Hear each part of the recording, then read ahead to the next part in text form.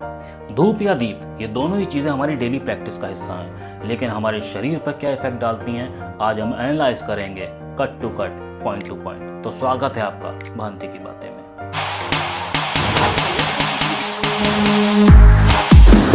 तो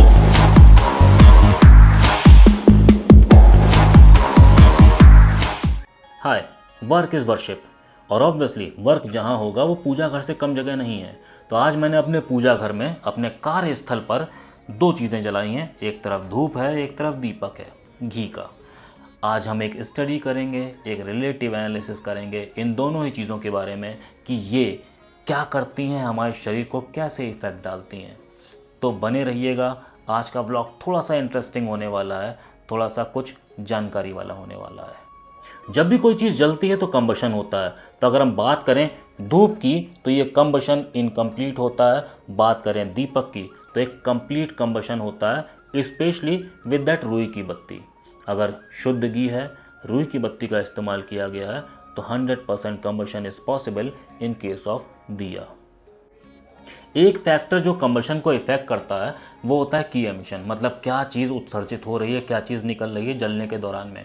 तो अगर हम धूप की बात करें तो PM2.5, PM10, VOC, carbon monoxide, nitrogen oxide और PAH, ये सारी चीज़ें नुकसानदायक हैं। PM2.5, PM10 ये पॉल्यूशन मीज़र हैं। इसके अलावा VOC, वॉलेटाइल ऑर्गेनिक कंपाउंड, मतलब बेंजीन, टोलुइन, फॉर्मेल्डिहाइड, ये नुकसानदायक है। कार्बन मोनोऑक्साइड साइलेंट किलर कहलाती है। नाइट्रोजन ऑक्साइड जहरीली है और PAH नुकसानदायक है, पॉली एरोमेटिक हाइड्रोकार्बन्स। तो अगर हम बात करें दीपक की तो दीपक क्या निकालेगा, कार्बन डाइऑक्साइड, थोड़ी सी वाटर वेपर और बहुत ही मिनिमम PM। एक फैक्टर जो इन दोनों में बहुत बड़ा अंतर पैदा करता है वो है कार्किनोजेंस, मतलब कैंसर कारक तत्व। धूप में जो PAH और VOC पाए जाते हैं ये कैंसर कारक होते हैं, जबकि दीपक में ऐसी कोई भी चीज़ नहीं होती जो कैंसर की संभावना तक पैदा करे। अब समझते हैं रेस्पिरेटरी इम्पैक्ट क्या होता है इन दोनों ही चीज़ों का।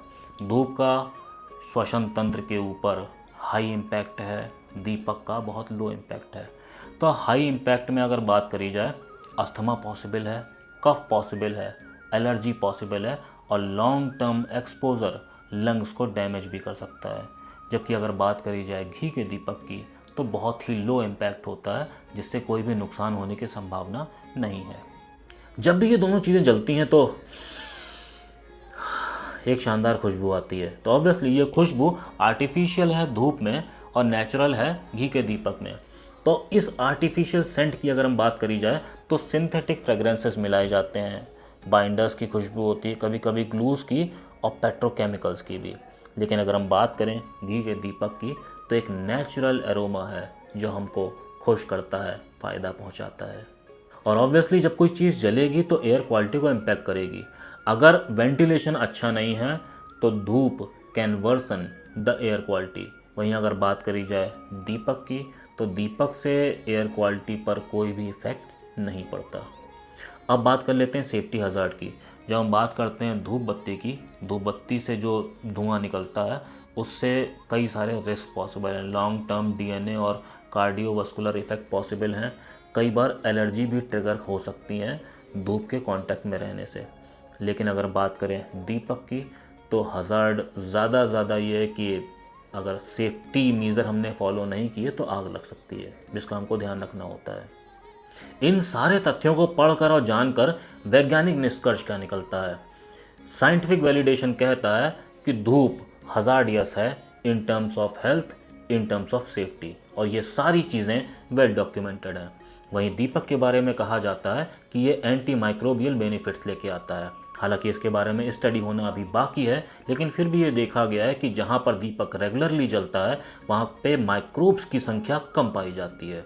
ईश्वर के सानिध्य में बैठ के आनंद की प्राप्ति करना हम सभी का लक्ष्य है, लेकिन इस लक्ष्य के साथ में दीप जलाना है या धूप जलाना है, यह निर्णय हमारा होना चाहिए। एक कंपैरेटिव स्टडी आपके सामने थी, एक रिलेटिव एनालिसिस आपके सामने था। अब निर्णय आपको करना है कि आप दीपक जलाएंगे या धूप जलाएंगे। भांति की बातें में आज के लिए केवल इतना ही। ऐसी कई सारी और जानकारियों के लिए सब्सक्राइब कर दीजिएगा। अगर वीडियो पसंद आया हो तो लाइक और शेयर कर दीजिएगा।